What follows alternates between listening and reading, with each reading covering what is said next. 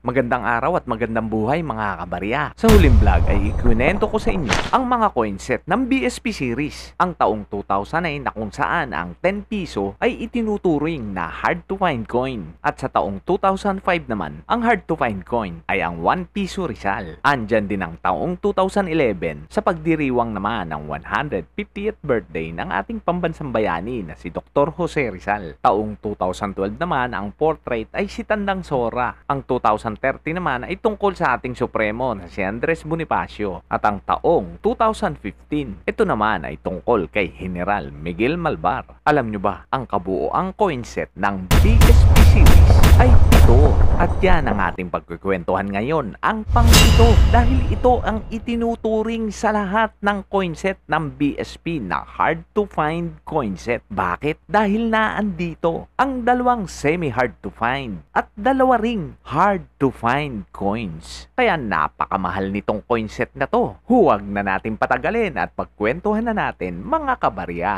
Ang aking tinutukoy ay ang taong 2006. Pilipinas, 2006. Uncirculated coin set gawa ng Bangko Sentral ng Pilipinas. Ang barya mahalaga, lalo na pag pinagsama-sama. Kung tutusin, ito ang pinakapangit na design kung ikukumpara sa iba pang mga coin set. Pero hindi naman itsura ang pinagbabasihan ng mga kolektor, kundi ang mga barya na nasa taong 2006. Dahil dalawa dito ay medyo mahirap nang hanapin at ang dalawa naman ay sobrang hirap hanapin. Ito nga pala ay may mga denominasyon na 10 piso, 5 piso, 1 piso, 25 sentimo, 10 sentimo, 5 sentimo at 1 sentimo. Umpisa natin sa medyo mahirap nang hanapin. Ito ay ang 5 sentimo, year 2006. Yes, medyo mahirap na itong hanapin kaya kapag nakakita ka nito ay itabi mo muna dahil hindi mo alam sa pagdating ng mahabang panahon ay tataas ng sobra ang halaga nito. Pero sa ngayon, hindi pa gaano. Medyo mataas na rin pero konti pa lang ang naghahanap. Kaya't itabi mo muna. Ang pangalawa naman na itinuturing na semi-hard to find ay ang 1 piso year 2006. Medyo mahirap na rin itong hanapin dahil kung ang pinakamahirap hanapin ay ang year 2005 na 1 piso, ito ang pumapangalawa. Pero hindi naman kasing mahal ng year 2005. Ito ay nabibili na ngayon ng 50 pesos pataas. At ito na ang isa sa hard to find ng year 2006, ang 5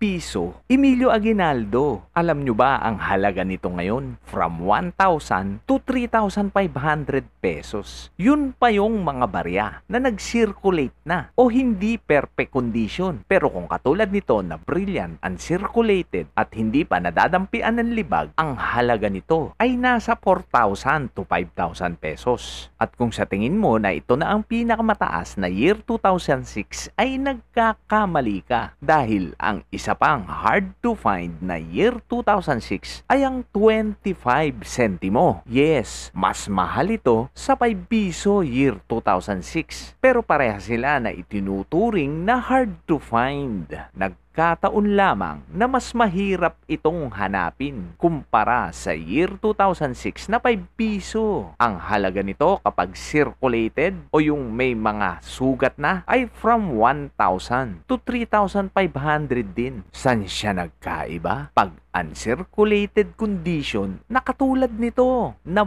brilliant, ito ay pumapalo. Sa huli kong nakita, may bumili nito na worth 5,000 pesos at yung iba pa nga ibinebenta pa ito sa mas mataas na halaga. At ako ay patuloy na naghahanap ng 25 sentimo year 2006. Pero syempre, ibang usapan kung pangit na ang kondisyon ng barya. Basta iyan ay naglalaro from 1,000 pesos pataas. Ngayon mga kabarya, alam nyo na kung bakit ito ang tinawag na hard to find coin set ng BSP series. At alam nyo ba nung panahon ng pandemic, ito ay pumalo sa halagang 15,000 pataas. Umaabot pa nga ng hanggang 20,000. Pero ngayon, ito ay unti-unti nang bumababa. Pero swerte ka na kung makakita ka ng mas mababa sa 10,000 pesos. Ganun pa rin siya kamahal. Hindi na lang tulad nung pandemic. At ang isa pang nakakamangha sa kwento ng 2006 BSP Series coin set, ito ay may ginawa lamang o mintage na 5,000 pieces. Pero I doubt kung aabot ba talaga ito ng 5,000 pieces. Dahil sa ngayon ay kakaunti pa lang ang nagpapakita nito. Maraming ang mga kolektor na wala pang ganito. Kaya nga mataas ang halaga nito. O pwede rin naman na itinatago lang ng ibang kolektor. Pero diskarte na nila yon.